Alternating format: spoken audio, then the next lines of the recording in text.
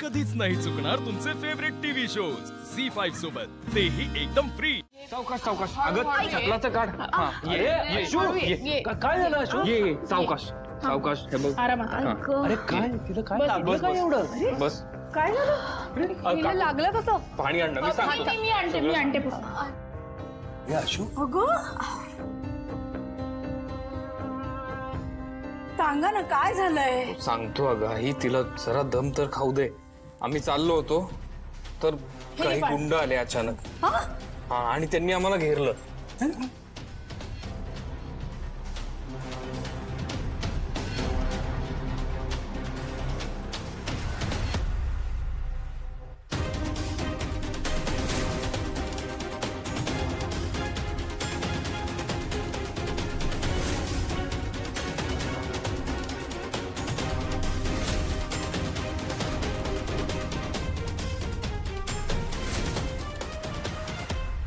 तरी शिवाज तुला सांगत होती जाऊ नको, मी गेलो असतो ना।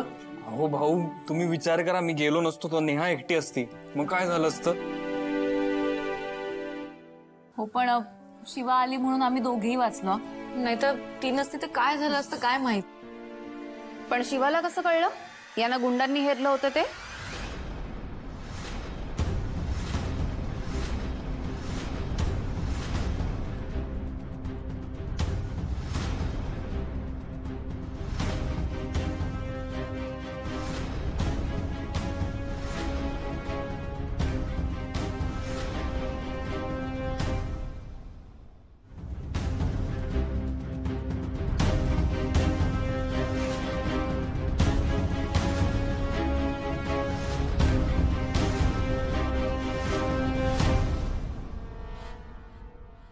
कीर्ती आता हे काय? मी सगळं ऐकलंय भाऊ, आणि हे सगळं ऐकून मनात जो प्रश्न आला ना तोच विचारते। हा पण अजून कोणावर आरोप केला नाहीये मी। काय शिवा, आहे का उत्तर? तू वाचवलंस ना यांना?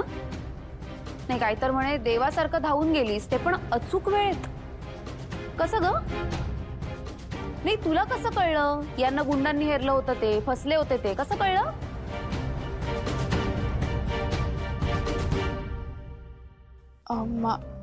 मला फोन आला होता।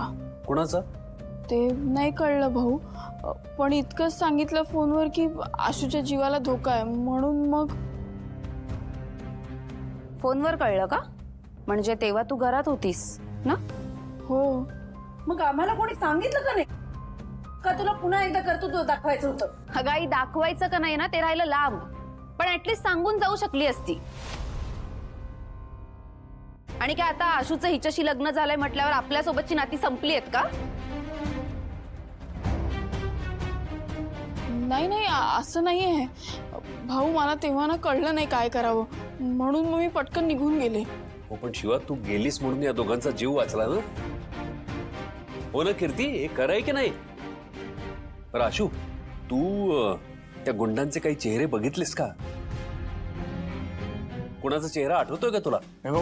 बघितलं तर नाही मी, सगळ्यांनी चेहरे झाकले होते, पण हा एकाचा चेहरा झाकलेला नव्हता, त्याचा चेहरा मला लक्षात आहे। हा मग ठीक आहे, आपण कंप्लेंट करूया। हो, माझा मित्र आहे कमिशनर, मी त्याला फोन करतो। पण शिवा थँक्यू सो मच हा, तू होतीस म्हणून आमच्या दोघांचेही जीव वाचले। आणि सीताक्का खरंच डॅशिंग आहे तुझी सून। अगं ती तर खासियत आहे शिवाची। आणि भाऊ, काल रात्री ना मला आशू काहीतरी संकटात आहे असं स्वप्न पडलं होतं, म्हणजे माहित नाही, असं जनरली होत नाही मला, पण मी म्हणून त्याला सांगत होते नाही का जाऊ नको, मला भीती वाटते, ते यामुळेच। बघितलंस आशू, जरा शिवाचं ऐकत जा। बरं ते सगळं ठीक आहे, संकट टळलं ना, निभावलं।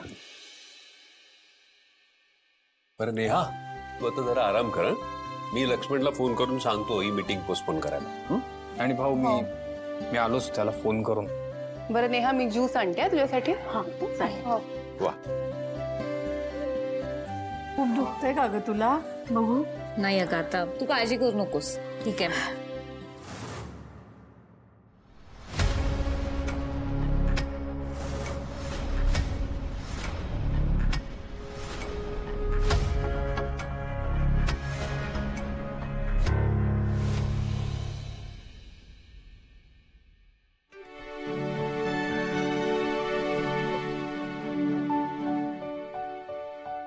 ये.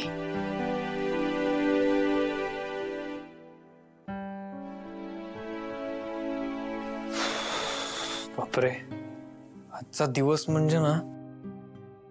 आशू, तुला लागलं नाही ना? नाही, मला काही लागलं नाही, पण मला नेहाची काळजी वाटत होती ग. म्हणजे ती उगाच माझ्यामुळे यात इन्व्हॉल्व्ह झाली आणि तिला त्रास झाला. हे बघ, कोणामुळे कोणावर आलं काही माहित नाही, पण तुम्ही दोघेही संकटात होता आणि तिथे पोचेपर्यंत मलाच काही सुधरत नव्हतं. बरं झालं तू आलीस. मला आणि नेहाला तू वेळ देऊन वाचवलंस. आणि कदाचित मी विचार करत होतो आता, माझा विश्वास आहे.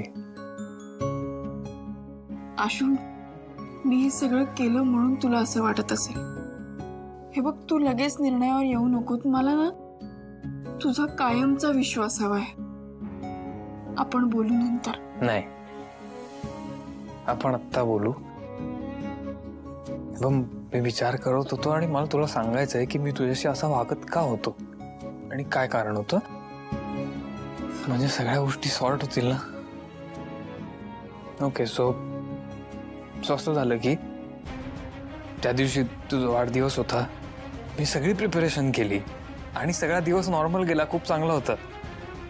मग मी तिथे पोचलो, गाडीतनं उतरलो आणि तुला प्रपोज करायला येणार तेवढ्यात मला. शिवा, आशू, चल नंतर बोलू. आशू. अगं हो, काय झालं? काय झालं? अगं इथे पुढे आहे ना, मला बोलायचंय तुझ्याशी. ये